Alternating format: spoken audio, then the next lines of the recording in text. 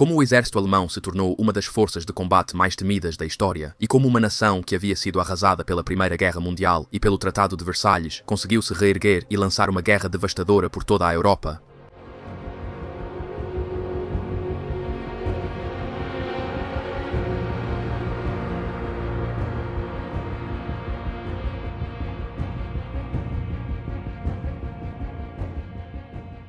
A Wehrmacht não era só forte, era revolucionária. Blitzkrieg, alta tecnologia, treinamento de elite e eficiência fizeram da Wehrmacht uma máquina de guerra que derrotava inimigos em ofensivas rápidas. Foi estratégia superior, disciplina ou algo mais sombrio que impulsionou sua dominação? Hoje, vamos explorar os segredos da máquina de guerra alemã e as duras realidades que a tornaram inesquecível para o mundo. Assuma a posição defensiva. Eles parecem estar na posição ao lado.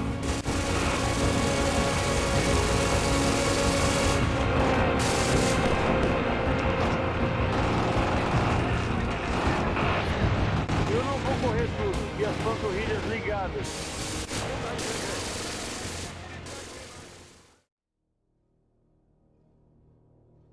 Após a Primeira Guerra Mundial, o exército alemão não foi derrotado em combate, mas ficou sem recursos e sucumbiu ao desgaste da guerra no país.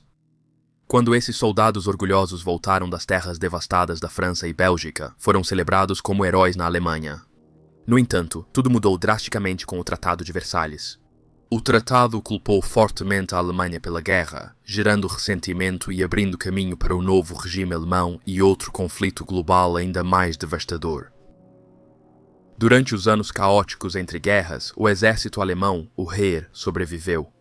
Líderes criaram métodos secretos para burlar a regra do tratado, que limitava o exército a 100.000 homens.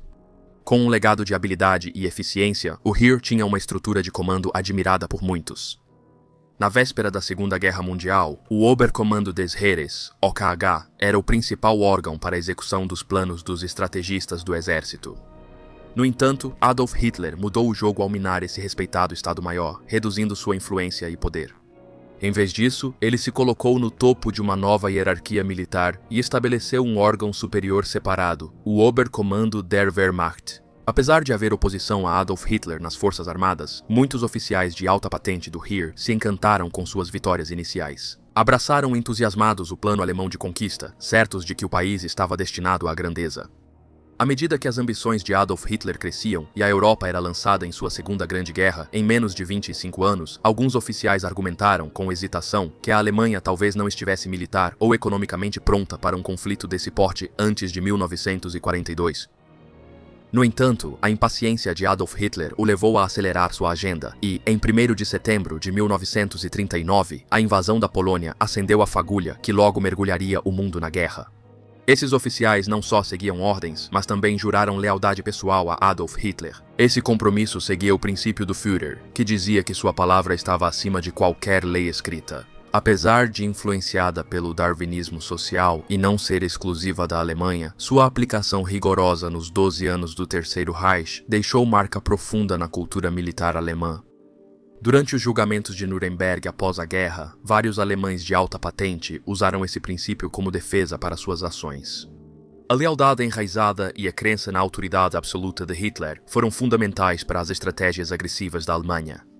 Juramentos pessoais e devoção a um líder podem levar nações a assumir riscos dramáticos e perigosos. Essa mentalidade influenciou decisões militares e mudou para sempre a história moderna. Após os escândalos de Blomberg e Frisch, no fim dos anos 1930, dois obstáculos ao controle total das forças armadas alemãs por Hitler foram removidos. Com esses obstáculos removidos, Hitler nomeou o marechal de campo Wilhelm Keitel como comandante em chefe do Oberkommando der Wehrmacht, o OKW. Keitel, oficial experiente e ex-chefe do escritório das Forças Armadas, teve sua ascensão ligada a conexões anteriores. Ele foi nomeado pelo ministro da Defesa Werner von Blomberg, que já fora seu amigo próximo. Veterano da Primeira Guerra Mundial, ferido em combate e promovido durante o período entre guerras na Reichswehr, Keitel se distanciou de Blomberg após sua proposta de comando unificado das Forças Armadas Alemãs ser rejeitada. Ironicamente, quando Hitler buscou o comando unificado, a postura cooperativa de Keitel o tornou ideal para o novo cargo. Ao assumir o comando do OKW, Keitel reorganizou a estrutura para atender às demandas de uma força militar moderna. Ele criou uma seção econômica liderada pelo Major-General Georg Thomas, uma de inteligência sob o Almirante Canaris e outra de operações comandada pelo Coronel-General Alfred Jodl. Com o tempo, a lealdade de Keitel a Hitler tornou-se absoluta. Nos julgamentos de Nuremberg, ele afirmou que o princípio do Führer, onde a palavra do líder está acima da lei, era natural e essencial para operações militares, mostrando sua obediência cega. Houve um raro momento em que o próprio discernimento de Keitel veio à tona. Durante as fases de planejamento da Operação Barbarossa, a invasão em grande escala da União Soviética, ele contestou dizendo que o plano era excessivamente ambicioso. Sua discordância desagradou Hitler, notório por não aceitar críticas. Keitel ofereceu sua renúncia em protesto, mas Hitler recusou, afirmando que só ele podia decidir se e quando um líder militar deveria deixar o cargo.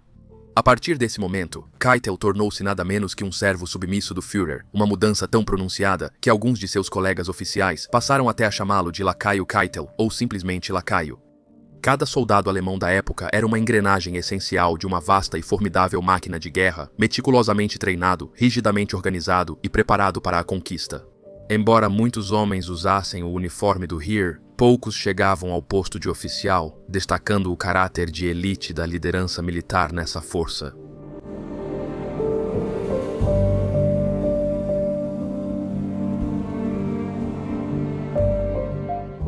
À medida que a década de 1930 avançava, o Heer experimentou um crescimento explosivo e, com isso, uma profunda evolução no caráter de seu corpo de oficiais. A tradição de liderança aristocrática prussiana e alemã começou a enfraquecer, impulsionada por vários fatores.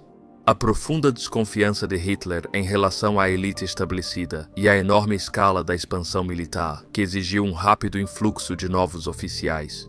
À medida que as pressões de uma guerra em escalada aumentavam, as fileiras de liderança se abriram para indivíduos que talvez não tivessem subido tradicionalmente na hierarquia, aqueles que provaram seu valor por meio de heroísmo no campo de batalha, mérito excepcional ou simplesmente assumindo o lugar de outros à medida que as baixas aumentavam. Dentro dessa estrutura militar em evolução, os oficiais eram classificados em 3 categorias distintas com base em sua experiência e nas circunstâncias únicas que levaram à sua ascensão. Antes da Segunda Guerra Mundial, o corpo de oficiais da reserva era formado principalmente por suboficiais que já haviam demonstrado serviço excepcional. Ao deixarem o serviço ativo, esses veteranos eram geralmente nomeados oficiais da reserva. Havia conscritos que, ao se destacarem no primeiro ano de serviço, chamavam a atenção dos superiores e rapidamente encaminhados para funções de liderança.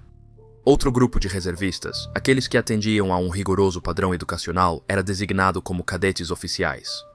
Esses cadetes recebiam um treinamento extenso e especializado para prepará-los para liderar pelotões de infantaria e eram obrigados a participar de exercícios anuais de treinamento, garantindo que suas habilidades permanecessem afiadas e sua prontidão não fosse comprometida. Ao mesmo tempo, o contingente permanente mantinha seu robusto quadro de oficiais, dividido em 2 grupos principais. O primeiro era formado pelo Corpo do Estado-Maior, um grupo seleto de oficiais com potencial para altos comandos, que recebiam treinamento específico para enfrentar as exigências da liderança estratégica. O segundo grupo era composto por oficiais regulares que participavam das operações diárias das Forças Armadas, ocupando cargos de comando e Estado-Maior em toda a hierarquia. Com a intensificação da guerra, aumentou a convocação de oficiais aposentados e as promoções em campo de suboficiais experientes se tornaram mais comuns. Esse sistema dinâmico de classificação e promoção refletia a adaptação do Heer sob pressão e o esforço constante para manter liderança eficaz durante um conflito prolongado e brutal. A grande demanda por mão de obra durante o conflito fez muitos recrutas servirem além do tempo previsto. Entre esses homens, alguns poucos se apresentaram voluntariamente ou foram identificados como possuidores das qualidades necessárias para se tornarem oficiais da reserva. Esses indivíduos passaram por rigoroso treinamento de oficiais, receberam patentes de oficial da reserva e se comprometeram a servir até o fim da guerra. Essa abordagem não apenas preservou habilidades essenciais dentro das fileiras, mas também criou um reservatório de líderes em potencial, prontos para serem convocados à medida que as exigências do campo de batalha se tornavam cada vez mais agudas. Com a intensificação da guerra, a promoção de soldados a oficiais tornou-se rápida e adaptável. Com base em sua experiência de combate e nas capacidades de liderança demonstradas, muitos soldados foram elevados ao posto de oficial após apenas alguns meses de treinamento direcionado. Embora o período típico de treinamento para candidatos a oficial pudesse se estender por até 20 meses em circunstâncias normais, a necessidade urgente de líderes de campo capazes, agravada pelo aumento das taxas de baixas, levou a práticas de promoção aceleradas. Em certos casos, candidatos recebiam crédito por experiência em serviço ativo, mesmo com pouca exposição ao combate, assegurando que as Forças Armadas tivessem um fluxo constante de oficiais aptos para lidar com os desafios variáveis das operações em guerra. O início do nacionalsocialismo reduziu o status de elite dos oficiais alemães, mas antes da guerra, eles tinham muitos privilégios e respeito. Oficiais recebiam altos salários, moradias superiores e provisões de qualidade, refletindo seu prestígio na hierarquia militar. Ao receberem a patente de oficial, recebiam verba para uniforme como símbolo do novo status, mas depois passaram a bancar os próprios uniformes. Esse arranjo ressaltava o respeito e as expectativas do seu papel, além dos valores culturais de honra, responsabilidade e prestação de contas pessoal, essenciais na tradição militar da época. Durante tempos de guerra, a necessidade urgente de oficiais frequentemente obrigava à redução dos períodos de treinamento, mas o regime padrão para oficiais regulares continuava sendo impressionantemente rigoroso. Os candidatos passavam por 10 meses de instrução básica de infantaria e formação de sargentos sob orientação do Exército de Reposição, isto é, o Exército de Reposição, numa etapa criada para ensinar habilidades essenciais de combate e conhecimento tático. Depois, havia 7 meses essenciais no campo, onde aspirantes a oficiais se integravam a unidades ativas, participavam de operações reais e recebiam treinamento em ambientes como setores de Estado-Maior ou escolas de armas de combate. O treinamento culminava em 3 meses de instrução avançada e especializada em áreas como infantaria, blindados, artilharia ou ramos de apoio. Candidatos a oficial da reserva tinham currículo semelhante, mas treinamento sob supervisão mais rigorosa do Ersatzheer, garantindo que cada potencial líder estivesse bem preparado para os desafios em constante evolução do campo de batalha. A doutrina de treinamento do Heer, focada na ação ofensiva e liderança na linha de frente, exigia coragem excepcional de seus oficiais. Essa filosofia exigia que os líderes se envolvessem diretamente com as forças inimigas, dando exemplo para suas tropas, mas também se expondo a riscos significativos. Essa abordagem teve um preço alto. Ao fim da Segunda Guerra Mundial, mais de 80 generais alemães morreram em combate e muitos outros ficaram gravemente feridos. Entre setembro de 1939 e março de 1942 apenas, mais de 16 mil oficiais alemães perderam a vida, com a maioria dessas perdas ocorrendo na brutal Frente Oriental. Esses números evidenciam a dureza do conflito e os grandes sacrifícios de uma cultura militar que valorizava a liderança na linha de frente e o valor pessoal. O suboficial era realmente a espinha dorsal do exército em campo, representando tanto os soldados de carreira quanto aqueles selecionados entre os recrutas que se destacaram durante o treinamento. Alguns desses homens se candidataram para funções de suboficiais ou foram escolhidos pelo potencial, integrando um componente de reserva, diferentemente dos que seguiram carreira militar desde o início. Dentro dessa estrutura, os suboficiais eram divididos em 2 grupos distintos, superiores e subalternos. Os jovens começavam cedo sua trajetória militar. Maiores de 16 anos podiam se candidatar ao treinamento de suboficial e entrar no exército aos 17. Soldados ativos precisavam de pelo menos 1 ano de serviço após o alistamento para se candidatar. Conforme idade e experiência do soldado, os termos iniciais variavam entre 4 anos e meio até 12 anos de serviço. O treinamento deles começava com 4 meses de instrução básica, estabelecendo a base para a disciplina e habilidades fundamentais, seguido por 6 meses de treinamento especializado, adaptado às necessidades de vários ramos, como infantaria, artilharia, blindados ou tropas de montanha. Com a intensificação da guerra, o treinamento foi alterado para suprir a crescente demanda por líderes de combate.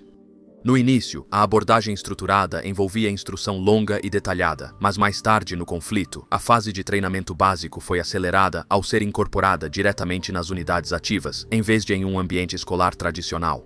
Isso normalmente era seguido por cerca de 5 meses, servindo como comandante de grupo ou até mesmo um período mais curto para aqueles designados a funções especializadas. Em muitos casos, especialmente para soldados com ampla experiência de combate, todo o treinamento de suboficiais foi condensado para menos de 3 meses.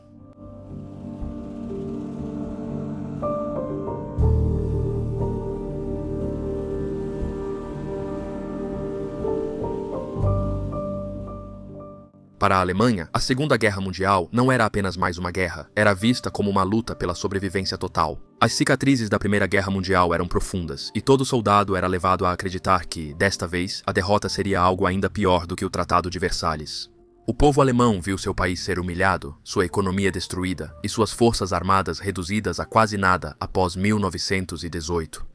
Quando Adolf Hitler chegou ao poder, ele se alimentou desse ressentimento, unindo a nação com a promessa de renascimento, força e vingança. A mensagem era clara: essa guerra não era apenas sobre vitória, era sobre evitar a destruição completa da Alemanha e da Europa. Todo soldado alemão sabia o que havia acontecido da última vez que a Alemanha perdeu uma guerra. Após a Primeira Guerra Mundial, o Tratado de Versalhes havia aleijado a Alemanha, territórios foram tomados, a economia ficou sobrecarregada com reparações impossíveis e o outrora orgulhoso exército foi reduzido a meros 100.000 homens. Mal o suficiente para defender o país. Nos anos que se seguiram, hiperinflação, desemprego em massa e instabilidade política alimentaram um sentimento de desespero. A ascensão de Hitler baseou-se na promessa de evitar nova humilhação à Alemanha, ideia que marcou a Wehrmacht. Eles foram ensinados que essa guerra era uma questão de vida ou morte. Se perdessem, a Alemanha deixaria de existir como eles conheciam.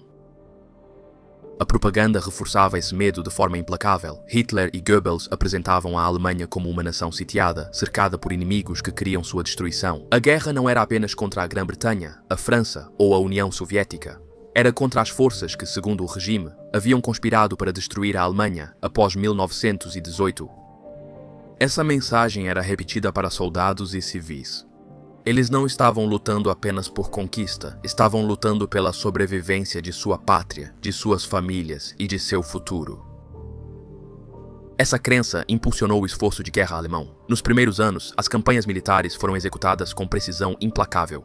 A Polônia caiu em semanas, a França em meses, e os alemães avançaram pelo território soviético. A confiança deles era alta, sua força inegável, mas quando a maré começou a virar após Stalingrado e depois da derrota no norte da África, a propaganda se intensificou.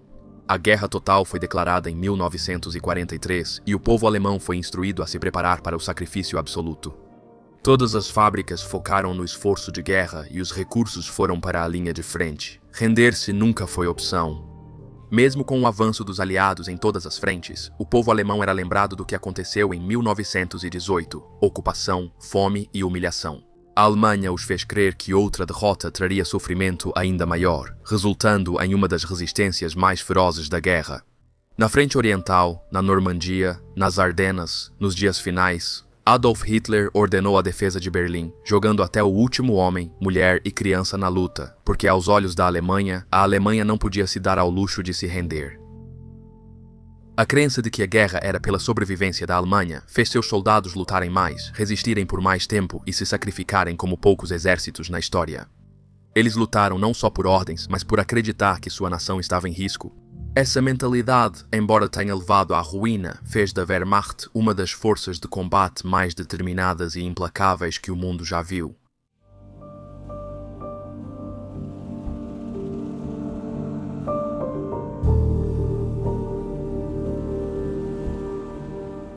O coração da máquina militar alemã era o Lanzer, o soldado raso comum, na maioria das vezes um conscrito convocado para o serviço pelas autoridades policiais civis locais. Enquanto os voluntários tinham a vantagem distinta de escolher sua própria arma, a grande maioria era recrutada. Esses homens recebiam cartas detalhadas pelo correio, com instruções sobre onde se apresentar e como viajar, iniciando sua jornada militar. Ao serem notificados, os conscritos precisavam se registrar e realizar 2 exames físicos para avaliar sua aptidão ao serviço. Com base nessas avaliações, eles eram designados imediatamente para uma unidade específica ou enviados para casa, até serem novamente necessários para o serviço ativo. Esse cuidado garantia que todos os soldados estivessem prontos para as exigências militares logo no começo. Após o alistamento, esses soldados eram integrados ao Ersatzheer, exército de reposição que servia como campo de treinamento antes da transferência para o Feldheer, a força principal de combate. O treinamento inicial durava 16 semanas, nas quais os recrutas desenvolviam força física, aprendiam técnicas de comando e controle e táticas de fogo e manobra. O programa os familiarizava com várias armas e transmitia as habilidades essenciais para operar com eficácia no nível de pelotão. Disciplina e regulamentos rígidos eram pilares da filosofia de treinamento do Heer. O ambiente de treinamento era notoriamente rigoroso, com uma ênfase constante na manutenção da ordem e na garantia de obediência inabalável às ordens. Tanto o alto comando, incluindo o OKW e o Estado-Maior-General, apoiavam medidas severas para impor a disciplina. As punições por infrações eram draconianas. Desobediência ou deserção podiam resultar em execução imediata, inclusive de oficiais considerados culpados por falhas em seus deveres. Essa postura rígida era vista como essencial para manter a eficácia das tropas em um conflito cada vez mais brutal. O regime de treinamento usou métodos testados pela Reichswehr no entreguerras e na preparação militar secreta pré-guerra.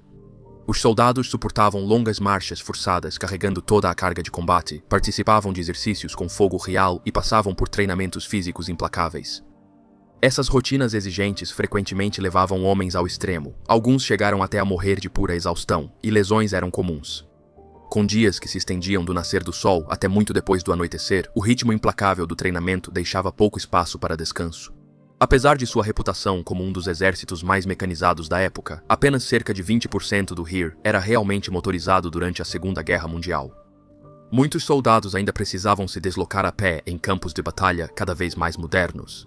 Além disso, aqueles designados para funções de artilharia ou logística recebiam treinamento especializado que ia além de suas responsabilidades principais, incluindo o cuidado e manejo essenciais dos cavalos da unidade, uma habilidade fundamental para manter a mobilidade e garantir um apoio eficaz. O treinamento básico de infantaria era obrigatório para todos os soldados, independentemente do ramo em que serviriam. Por exemplo, quem ia para a artilharia precisava concluir o curso padrão de infantaria antes de fazer uma escola de artilharia intensiva de 3 meses. Essa exigência garantia que todos os soldados, independente da especialização, tivessem base nas táticas essenciais e disciplina que definiam a doutrina operacional do Heer. Publicado em 1945, um manual técnico do Exército dos Estados Unidos sobre a organização militar alemã começa com um trecho marcante da Lei de Serviço Militar de Adolf Hitler, de 21 de maio de 1935. A lei proclamava o serviço militar como um compromisso honorário com o povo alemão, declarando que todo alemão era obrigado a servir. E, em tempos de guerra, tanto homens quanto mulheres alemães tinham o dever de defender a pátria. Essa declaração lançou as bases para um sistema de recrutamento obrigatório, projetado para mobilizar toda a nação na busca por força militar e orgulho nacional. A partir de 1935, os homens alemães eram obrigados a servir desde que completavam 18 anos até o fim do mês seguinte, ao aniversário de 45 anos. À medida que a guerra se arrastava, o Estado ampliou drasticamente esses limites de idade, recrutando indivíduos a partir dos 17 anos e convocando homens de até 61 anos. Nos dias finais do Terceiro Reich, a falta de mão de obra foi tão extrema que meninos de 12 anos foram forçados a ajudar na defesa das ruínas em chamas de Berlim. Os que não eram imediatamente aptos para o serviço ativo eram classificados em vários componentes da reserva, podendo ser ativados a qualquer momento, mostrando o compromisso do regime em usar todos os recursos. Em seu auge durante a Segunda Guerra Mundial, o Heer contou com quase 10 milhões de homens, mostrando o grande esforço de mobilização da Alemanha. Entre 1939 e 1945, essa força formidável sofreu perdas impressionantes. Mais de 4,2 milhões de homens foram mortos e quase 400 mil foram feitos prisioneiros. A dimensão do conflito e o grande fardo assumido pelo Heer como principal força de combate alemã. Apesar de enfrentar probabilidades esmagadoras e um cenário estratégico e tático progressivamente deteriorado, após 1942, a eficácia em combate do soldado alemão foi reconhecida, ainda que a contragosto, por seus adversários. Historiadores notaram que, apesar do agravamento, soldados do Heer mostraram coragem e tenacidade no campo de batalha. A perseverança deles em condições extremas é uma parte polêmica, porém inegável, do seu legado. Em seu aclamado livro Frontsoldaten, Stephen G. Fritz aprofunda-se na complexa dualidade da experiência do soldado alemão comum. Fritz observa que esses homens, movidos por convicção pessoal ou coagidos pelas circunstâncias, tornaram-se parte essencial de uma grande e destrutiva máquina de guerra. Eles participaram ativamente de políticas que causaram devastação generalizada. Por outro lado, suportaram dificuldades físicas, fardos psicológicos e angústias intensas típicas da vida na linha de frente. Esse duplo papel, tanto como perpetradores da guerra quanto como vítimas de sua brutalidade, traça um retrato sóbrio do custo humano do combate. Apesar de suas notórias falhas como estrategista militar, evidentes em erros críticos desde 1940, Hitler acabou, sem querer, impulsionando o desenvolvimento de uma máquina de guerra que, até então, não tinha igual em poderio militar. No centro desse aparato de guerra estava o Heer, o principal componente das forças armadas alemãs, cujos soldados lutaram em uma vasta extensão geográfica. Do terreno acidentado do Cáucaso aos desertos do norte da África, das costas do Canal da Mancha às regiões do Círculo Polar Ártico, a presença do Heer destacava a escala e a ambição das operações militares da Alemanha nazista. Quando o Feldherr, o exército de campanha, era mobilizado, sua organização estratégica era cuidadosamente dividida em diferentes teatros operacionais. Essa abordagem separava as unidades de combate da linha de frente dos elementos de apoio e administrativos na retaguarda. No mapa de batalha, divisões inteiras ou formações de corpos de exército eram posicionadas diretamente contra as forças inimigas, enquanto as reservas eram mantidas estrategicamente de prontidão para reforçar essas unidades a qualquer momento. As forças da linha de frente e as reservas eram designadas coletivamente como zona de combate, que era imediatamente seguida pela zona de comunicações. Uma zona de amortecimento que abrangia as áreas traseiras de exércitos e também as zonas traseiras de grupos inteiros de exércitos. Essas áreas formavam um teatro de operações, estrutura flexível criada para otimizar comando e controle em campos de batalha variados e amplos. Além dos teatros de operações, havia territórios ocupados ou zonas de administração militar que iam de algumas milhas quadradas a países inteiros sob controle alemão. A pátria alemã, situada mais distante das zonas de combate, era segmentada em distritos militares. Esses distritos mantinham linhas diretas de comunicação tanto com o Feldherr quanto com o Ersatzheer, o exército de reposição, garantindo assim o transporte fluido e eficiente de suprimentos e reforços para as linhas de frente. Essa rede logística era um componente fundamental da estratégia geral, destacando como o conceito de teatro podia ser adaptado de forma eficiente para acomodar os diferentes tamanhos e forças das tropas disponíveis.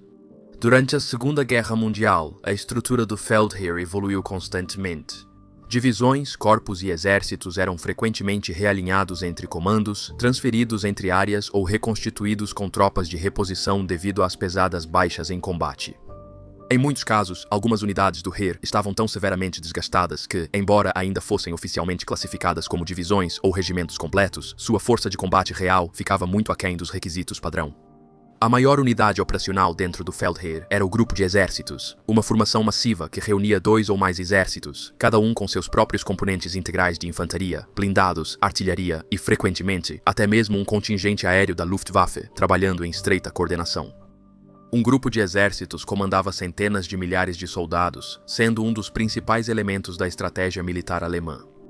Quando um grupo de exércitos era formado só por tropas alemãs, recebia o nome de Heeresgruppe, destacando sua composição nacional e papel central em campanhas de grande escala.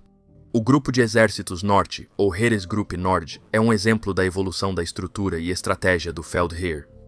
Estabelecida em setembro de 1939 sob a liderança do Marechal de Campo Fedor von Bock e nominalmente controlado pelo OKH durante todo o conflito, o Grupo de Exércitos Norte foi originalmente encarregado das operações durante a invasão da Polónia. Naquela época, suas forças principais eram compostas pelo 3º e 4º Exércitos, com a 10ª Divisão Panzer, juntamente com a 73ª, a 206ª e a 208ª Divisões de Infantaria, mantidas na reserva. A formação mostrava a flexibilidade e robustez da organização militar alemã, onde mobilização rápida e apoio integrado eram essenciais para o sucesso. Após a campanha na Polônia, em outubro de 1939, o Grupo de Exércitos Norte foi transferido para a Frente Ocidental e passou a se chamar Grupo de Exércitos B, incluindo o 4º e o 6º Exércitos, preparando-se para a grande ofensiva do Caso Amarelo.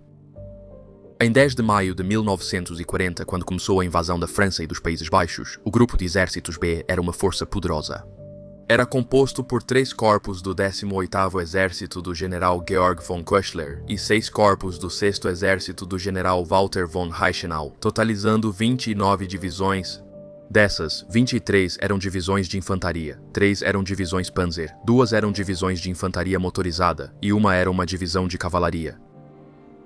Essa composição diversificada não só ilustra a amplitude de opções táticas disponíveis para o comando alemão, mas também reflete a adaptabilidade das forças armadas alemãs em responder aos desafios dinâmicos da guerra moderna. Para invadir a União Soviética, foi criado o Grupo de Exércitos Norte, na Frente Oriental, com muitas unidades do Grupo de Exércitos C. Liderada pelo marechal de campo Wilhelm Ritter von Leeb, essa formação avançou constantemente rumo a Leningrado. O grupo de exércitos quase capturava a cidade quando Hitler interrompeu a ofensiva e escolheu cercá-la para subjugar a população civil pela fome. O cerco de 900 dias a Leningrado, que se seguiu, acabou não alcançando seus objetivos estratégicos e ainda drenou consideravelmente as forças alemãs. Durante a fase inicial da Operação Barbarossa, essa segunda formação do Grupo de Exércitos Norte era uma força composta que incluía o 18º Exército, o 16º Exército, o 4º Exército Panzer e várias unidades especializadas. Essa variedade de poder de combate foi criada para explorar as fraquezas das defesas soviéticas, unindo unidades mecanizadas, blindadas e infantaria para maior eficácia no campo de batalha. Com a evolução do conflito na Frente Oriental, o Grupo de Exércitos Norte manteve-se central nas operações alemãs. Em outubro de 1941, a composição do Grupo de Exércitos havia se expandido para incluir não apenas o 16º e o 18º Exércitos, mas também a Divisão Azul Espanhola, uma unidade de voluntários fascistas da Espanha de Franco que se juntaram à Wehrmacht. Essa injeção de mais efetivos e tropas especializadas ressaltava o caráter cada vez mais internacional e desesperado do esforço de guerra do Eixo.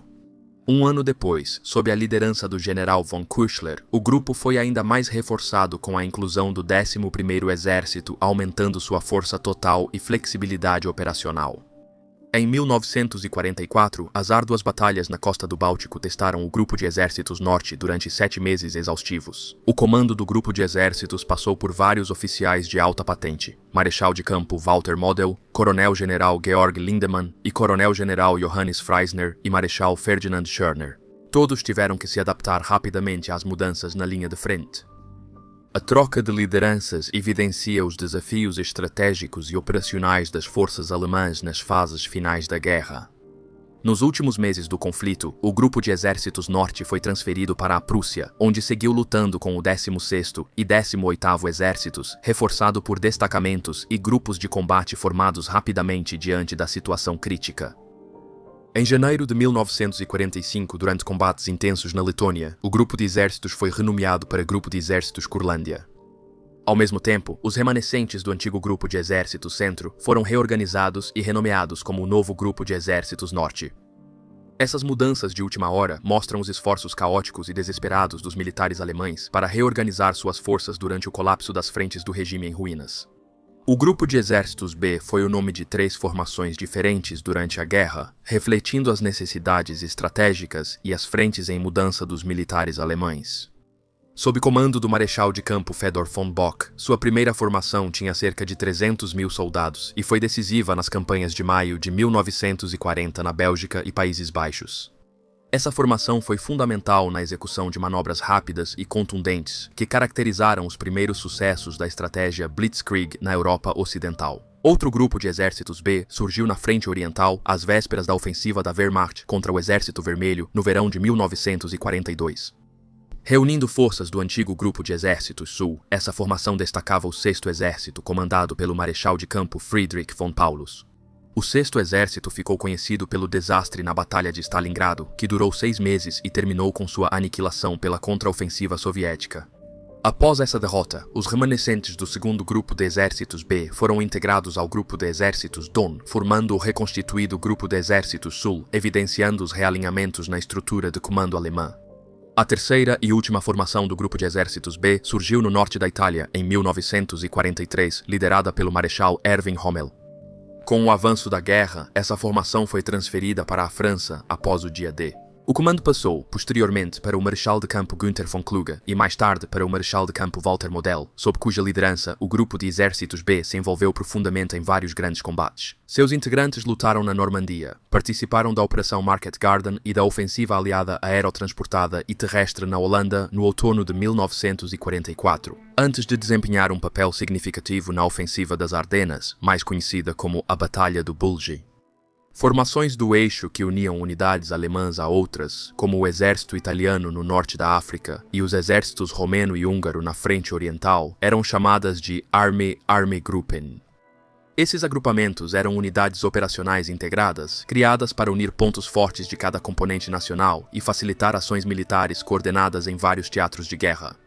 Até 1943, o termo grupo de exércitos era usado de forma bem vaga. Ele englobava não apenas formações multinacionais totalmente integradas, mas também formações reforçadas ou até grandes agrupamentos de divisões específicas adaptadas para funções de combate particulares.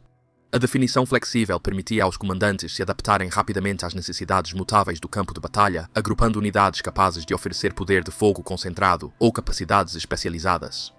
Com o avanço da guerra e o aumento da complexidade das operações multinacionais, a estrutura do grupo de exércitos evoluiu. Nos anos seguintes, quando as forças do eixo de vários países lutaram juntas, o comando geralmente ficava sob controle do quartel-general alemão do Armeegruppe. A centralização do comando visava garantir estratégia unificada, agilizar decisões e coordenar eficazmente as contribuições dos contingentes aliados. Dentro do Heer, uma unidade padrão do tamanho de um exército era uma formação impressionante, normalmente contando entre 60.000 e 100.000 soldados. Esses exércitos eram organizados em um ou mais corpos, cada um reforçado por unidades especializadas que ampliavam a capacidade geral de combate. Um corpo era uma estrutura em camadas com uma ou mais divisões, além de reservas e tropas de apoio. O quartel-general do corpo era o elo entre as diretrizes estratégicas do exército e a execução tática das divisões ou grupos de batalha. Geralmente, um corpo englobava entre 40.000 e 60.000 soldados, garantindo que tanto os elementos de combate da linha de frente quanto as funções essenciais de apoio estivessem bem integrados para sustentar operações prolongadas.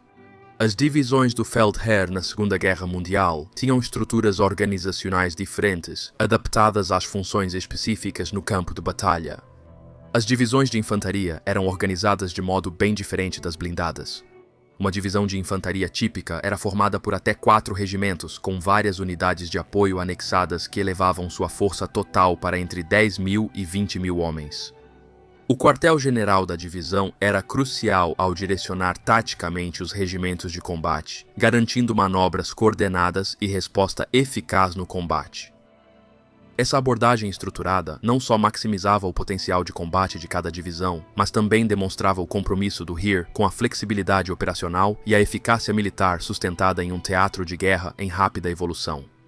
Ativada em outubro de 1934 durante o início da expansão do Heer, a primeira divisão de infantaria originou-se no Reichswehr do período pré-guerra.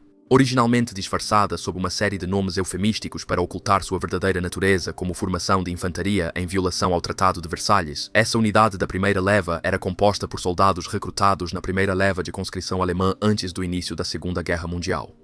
A divisão logo demonstrou seu valor operacional em combate, participando da campanha da Polônia como parte do Terceiro Exército sob comando do general von Küchler. Após uma breve realocação para a França, a primeira divisão retornou à Frente Oriental, onde se tornou uma presença constante durante grande parte da guerra. Ela participou do avanço do 18º Exército em direção a Leningrado, envolvendo-se em combates ferozes ao redor do Lago Ladoga, e mais tarde foi transferida para o 1º Exército Panzer durante o rigoroso inverno de 1943.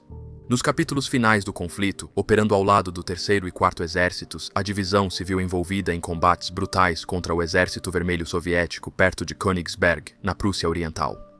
As exigências do combate exigiram grandes mudanças na composição da divisão ao longo do tempo. Na campanha polonesa, a primeira divisão tinha 3 regimentos de infantaria, o 1º, 22º e 43º. Apoiada por um regimento de artilharia com batalhão anexado e batalhões especializados de metralhadoras, antitanque, pioneiros, reconhecimento, comunicações e médicos. Essa configuração proporcionava uma combinação equilibrada de poder de fogo e capacidades de apoio, essenciais para os combates do início da guerra. No entanto, em 1944, a divisão já havia se adaptado à natureza em evolução da guerra moderna. Sua ordem de batalha agora inclui o Regimento de Fuzileiros 22, que combina infantaria pesada e reconhecimento para mais flexibilidade no campo de batalha. Os regimentos de granadeiros 22 e 43 mantiveram o desempenho confiável da infantaria tradicional, enquanto o regimento de artilharia 1 foi reforçado com um batalhão extra de artilharia. Essas mudanças, juntamente com outras formações de apoio integradas à sua estrutura, refletiam uma evolução contínua projetada para atender às demandas cada vez mais complexas da Frente Oriental.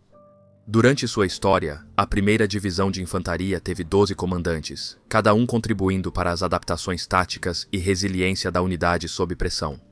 Essa troca frequente de liderança não apenas destacou a intensidade do ambiente de combate, mas também ressaltou a capacidade da divisão de manter coesão e eficácia, apesar dos desafios impostos pelas circunstâncias em rápida mudança. O legado duradouro da primeira divisão está em sua evolução de uma formação clandestina, criada por necessidade para uma unidade endurecida pelo combate. Lutou em vários teatros de operações, adaptando sua estrutura e seu comando para sobreviver às exigências da Segunda Guerra Mundial. Abaixo do nível divisional, o Heer era organizado para maximizar flexibilidade e eficácia em combate. O regimento, normalmente composto por 2.000 a 6.000 soldados, era a unidade principal responsável por enfrentar diretamente o inimigo. Era estruturado para usar suas unidades e incorporar formações anexas conforme necessário. Em alguns casos, o regimento era subdividido em batalhões independentes, chamados de Abteilungen. Esses Abteilungen, normalmente com 500 a 1.000 soldados, eram considerados as menores unidades capazes de manter operações de combate independentes. Um Abteilung totalmente operacional era uma formação composta, frequentemente incluindo infantaria, artilharia, blindados e elementos de pioneiros, reforçada pelo apoio de armas pesadas de unidades de metralhadoras e morteiros para cumprir sua missão tática. No escalão tático, a companhia desempenhava um papel fundamental, normalmente composta por 100 a 200 soldados e organizada em 4 ou 5 pelotões, as principais formações de combate da infantaria do Heer. Inicialmente, cada pelotão era dividido em esquadras de 13 soldados. Porém, as condições do campo de batalha logo exigiram esquadras menores de 10 homens para melhorar a manobrabilidade e eficácia sob fogo. Embora os mais altos níveis de comando fossem controlados por Hitler através do OKW, os comandantes de campo frequentemente recebiam considerável autonomia. Essa independência permitia que oficiais subalternos e suboficiais tomassem iniciativa na linha de frente, uma qualidade que se tornou sinônimo do espírito operacional do Heer. Essa estrutura organizacional em camadas, do regimento ao Abteilung, companhia, pelotão e esquadra, reflete a ênfase do Heer tanto em operações coordenadas de grande escala, quanto em táticas ágeis e responsivas no nível básico.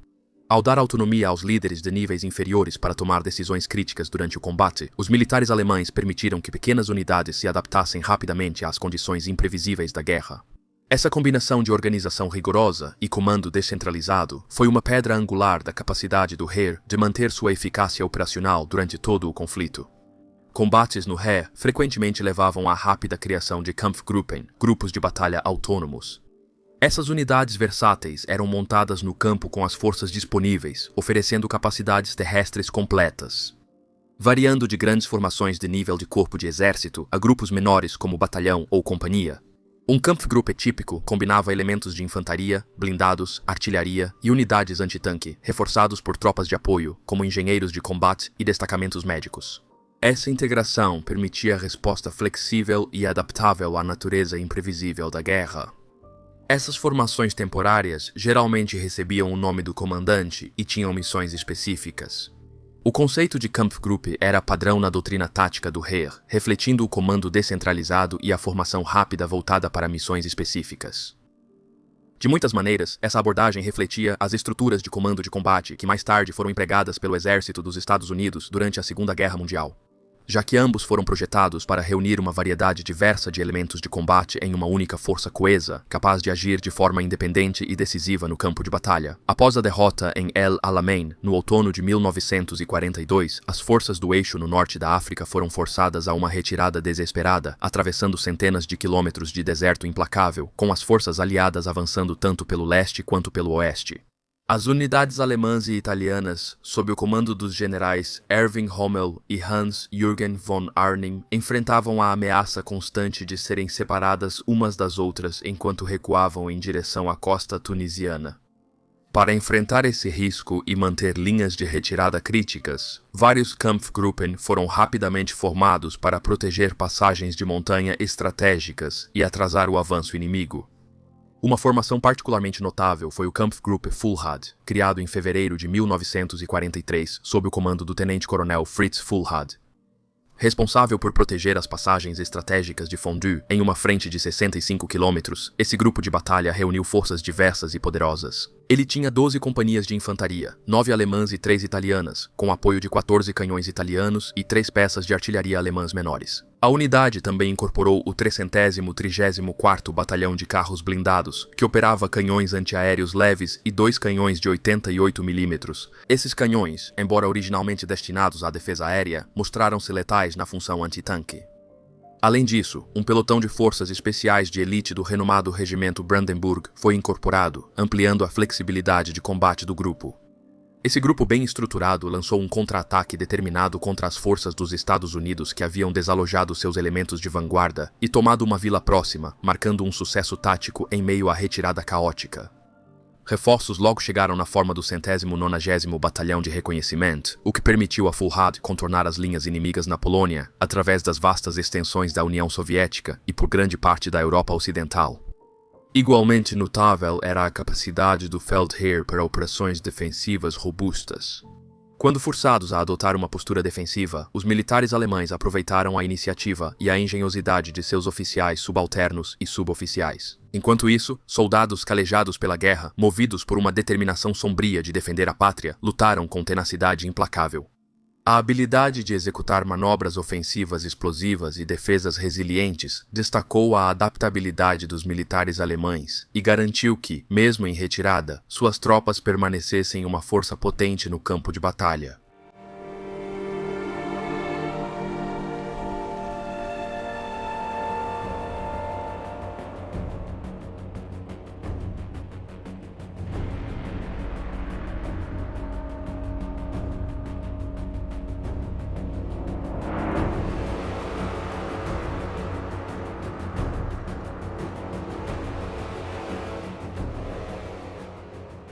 É incrível pensar que só 20 anos antes da Segunda Guerra Mundial, a Alemanha estava arruinada. Paralisada pelo Tratado de Versalhes, teve o exército desmantelado, a economia destruída e o povo humilhado. Mesmo assim, em só 2 décadas, ela se reconstruiu e virou uma das forças de combate mais determinadas e formidáveis da história. O Heer surgiu das cinzas da derrota, passando de um pequeno exército restrito a uma máquina de guerra capaz de enfrentar as maiores potências mundiais. Isso não foi um acidente. Foi o resultado de treinamento intenso, inovação tática e uma crença inabalável na tradição militar. Como mostramos, o exército alemão da Segunda Guerra Mundial era uma máquina de guerra única, muito organizada, disciplinada e adaptável. Do menor pelotão ao maior grupo de exércitos, o Heer era estruturado com eficiência tática e estratégica, tornando-se uma das forças de combate mais formidáveis da história. Ele combinava treinamento rigoroso, doutrina operacional avançada e uma ênfase no comando descentralizado, permitindo que até mesmo oficiais de baixa patente e suboficiais tomassem iniciativa no calor da batalha. A união de infantaria treinada, uso inovador de blindados, artilharia, apoio aéreo e senso de dever fez da Wehrmacht uma força que superou rapidamente seus inimigos no início da guerra. A eficácia das forças armadas alemãs não se resumia apenas a armas ou tecnologias superiores, mas sim à forma como essas armas eram utilizadas. A Blitzkrieg revolucionou a guerra moderna ao permitir que a Alemanha conquistasse vastos territórios em uma velocidade sem precedentes. Ataques coordenados entre infantaria mecanizada, divisões blindadas e apoio aéreo faziam com que as defesas inimigas fossem esmagadas antes que pudessem reagir de forma eficaz. A exploração rápida de fraquezas e manobras decisivas garantiu as vitórias iniciais da Alemanha na Polônia, na França e no interior da União Soviética. Mesmo com a guerra se voltando contra a Alemanha, a resiliência do Heer permaneceu notável. À medida que as linhas de suprimento se estendiam cada vez mais, ficando sobrecarregadas e os aliados ganhavam superioridade tanto em número quanto em recursos, as tropas alemãs continuaram lutando com uma tenacidade extraordinária. A engenhosidade tática demonstrada tanto nas frentes ofensivas quanto defensivas. Seja no combate urbano desesperado de Stalingrado, nas retiradas brutais pela frente oriental ou nas últimas tentativas. Contraofensivas como a Batalha das Ardenas consolidaram a reputação do soldado alemão como altamente habilidoso e extremamente determinado.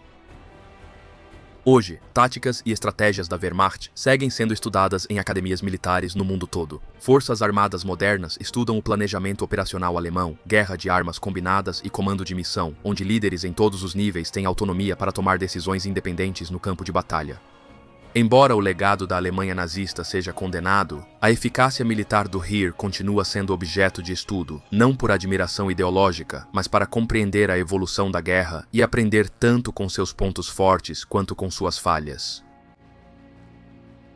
E com isso, encerramos o vídeo de hoje. Sou extremamente grato por você ter ficado até o final. Seu apoio realmente significa muito para mim. Um grande agradecimento aos meus incríveis apoiadores. Se quiser apoiar o canal ou acessar conteúdos exclusivos, os links do meu Patreon e Instagram estão abaixo.